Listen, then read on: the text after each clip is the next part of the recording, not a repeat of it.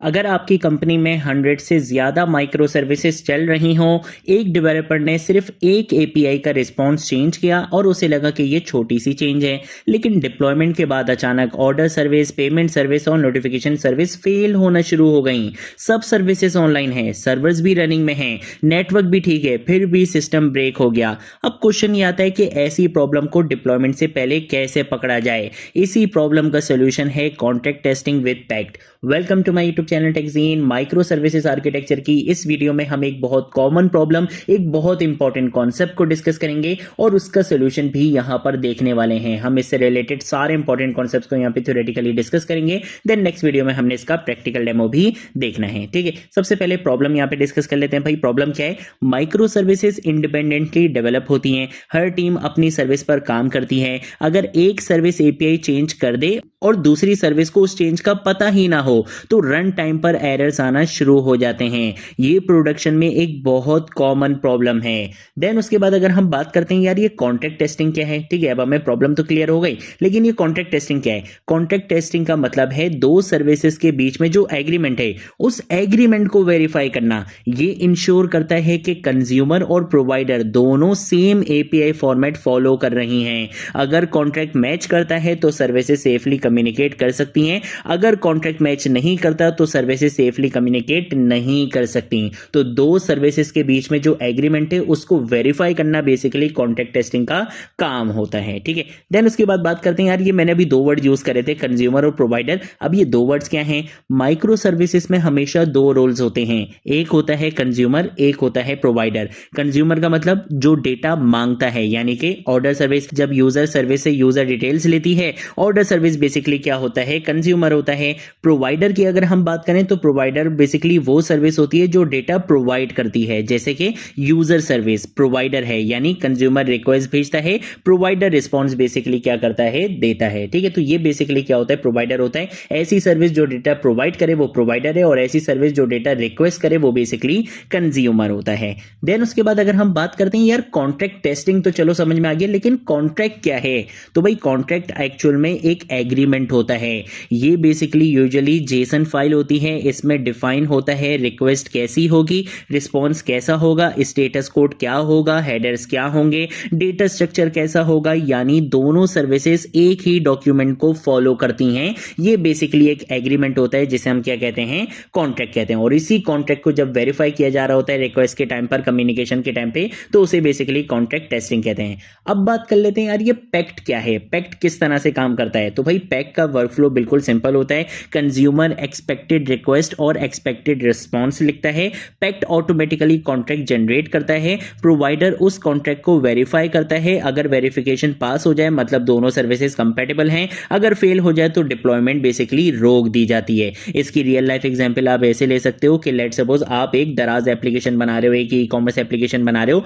Order service product service से ये response expect करती है कि भाई आईडी 1 होनी चाहिए, नेम लैपटॉप होना चाहिए और प्राइस लेट सपोज 150 होनी चाहिए। ठीक है, इस तरह से कुछ भी। और एक डेवलपर ने प्रोडक्ट सर्विस अपडेट कर दी। अब रिस्पॉन्स ये बन गया कि भाई आईडी 1 है और टाइटल क्या है? लेट सपोज लैपटॉप है।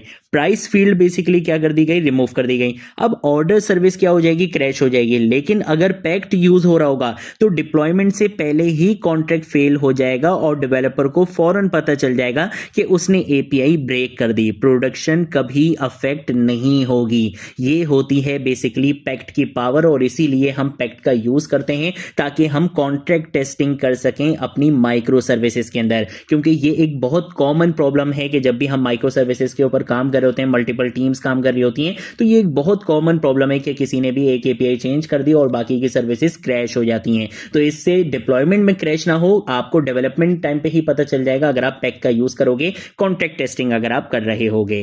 देन उसके बाद हम बात करते हैं कि यार ये इंटीग्रेशन टेस्ट क्यों इतना इंपॉर्टेंट है। ठीक है, तो भाई इसके बारे में भी बात कर लेते हैं। भाई इंटीग्रेशन टेस्ट भी बहुत इंपॉर्टेंट होते हैं, लेकिन उसके लिए मल्टीपल सर्विसेज रन करनी पड़ती हैं, डेटाबेसेस भी, काफका भी, रेडिस भी और पूरा एनवायरनमेंट भी। कॉन्ट्रैक्ट टेस्टिंग में सिर्फ एपीआई एग्रीमेंट वेरीफाई होता है, इसलिए ये फास्ट है, लाइट वेट है और डेवलपमेंट के अर्ली स्टेज में प्रॉब्लम्स डिटेक्ट कर लेता है। तो आपसे इंटरव्यूज में पूछा जाता है कि यार मैं कॉन्ट्रैक्ट टेस्टिंग अगर ना भी यूज करूं, इंटीग्रेशन टेस्टिंग यूज कर लूं तो क्या फर्क आएगा? तो भाई फर्क ये आएगा कि भाई इंटीग्रेशन टेस्टिंग तो इंपॉर्टेंट है ही, लेकिन उसके लिए मल्टीपल सर्विसेज आपको क्या करनी पड़ती है, रन करनी पड़ती हैं, जो कि काफ़ी आपकी मेहनत भी लगवाता है, आपका टाइम भी काफ़ी लगता है और फिर आपको बहुत ज़्यादा प्रॉब्लम्स भी उसमें अंदर होती हैं। तो उससे बेटर क्या है कॉन्ट्रैक्ट टेस्टिंग, जिसमें सिर्फ आप एपीआई एग्रीमेंट, जिसमें बेसिकली सिर्फ एपीआई एग्रीमेंट वेरीफाई होता है, इसलिए ये फास्ट भी है, लाइट वेट भी है और डेवलपमेंट के अर्ली स्टेज में प्रॉब्लम्स डिटेक्ट कर लेता है।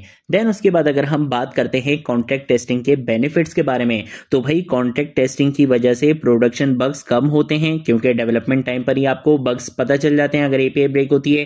टीम्स इंडिपेंडेंटली डिप्लॉय कर सकती हैं, ब्रेकिंग चेंजेस पहले ही डिटेक्ट हो जाते हैं, डेवलपर का कॉन्फिडेंस इंक्रीज होता है और CI/CD पाइपलाइन और भी रिलायबल बन जाती हैं।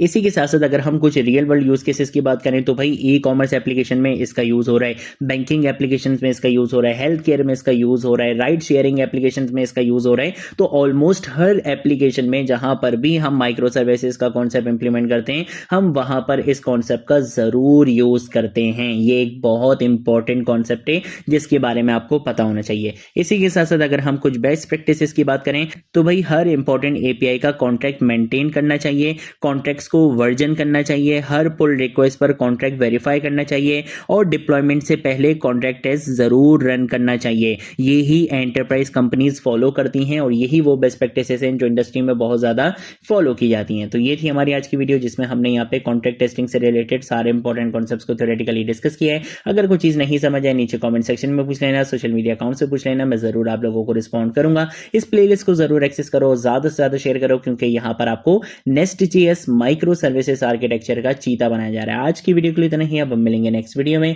नेक्स्ट टॉपिक के साथ। तब तक के लिए बाय बाय।